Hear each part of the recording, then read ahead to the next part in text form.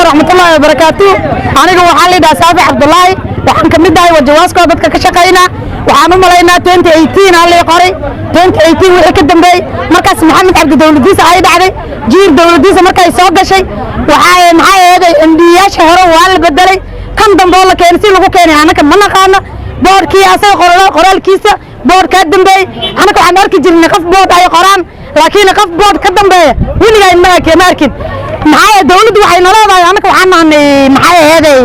goswakas laakiin MD-ga Manyawe waa goswaka teeda kale dad markii la bixina waa in official communication ay laadaan waa in loo sheegay in la bixina laakiin 5 bilood ay shil naga wadahay mushaaran sugayni deyn aan qaadanay markay deynta ay nagu badatay gabadhi ayaa maxay heeday dhaadheeta wax yar oo la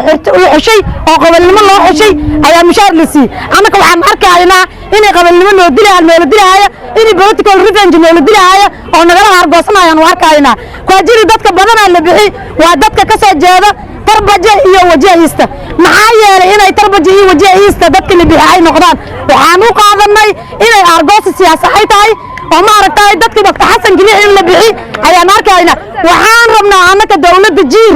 inay maarta qaayna nasiisa hatta hadayna bixin hatta hadayna bixinaysa shantayna bilood inayna siiyaan oo official nagu bixiyaan ma ahaan waysi ma aragtay anaka waxaan ka xigaynaa ina maxkamadda waadan ka horo waana noo socotaa maxkamadana waa aadayna maandamaanna masaan u daynamayna wax Allah wixin kana karna awoodayna karayna alaykum aniga magacayga Ali Maxamed Bare waxaan ahay waxa shaqada aan imaaday meeshan 2016 up to date waa ka shaqeynaa in balan baanahay reewjaro dhammaan loo weelaa qanan hadhaadho girift meel badan ku imaaday waqti reewjaro waxaan in sheeganaa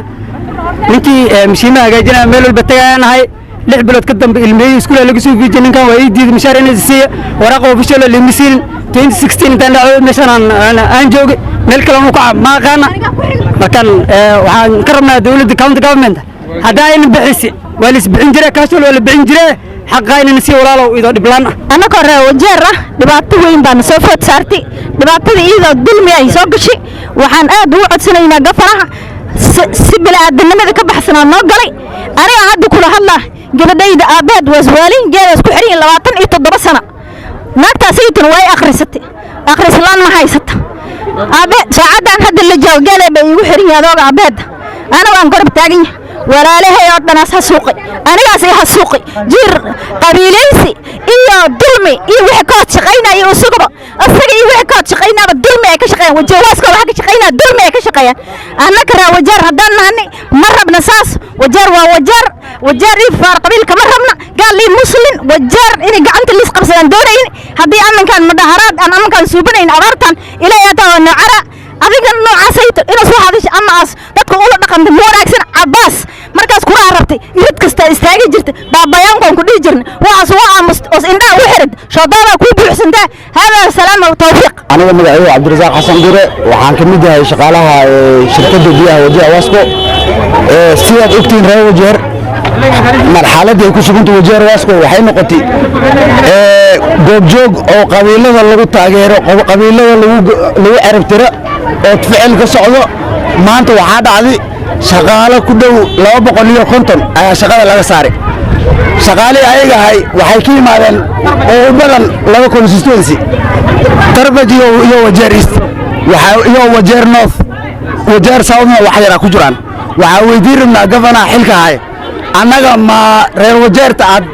as dhaay waa u gargaara oo محلا I'm restoring hope to them. Are we different from those guys? Why are you segregating us? We want our rights, we want our due, and we are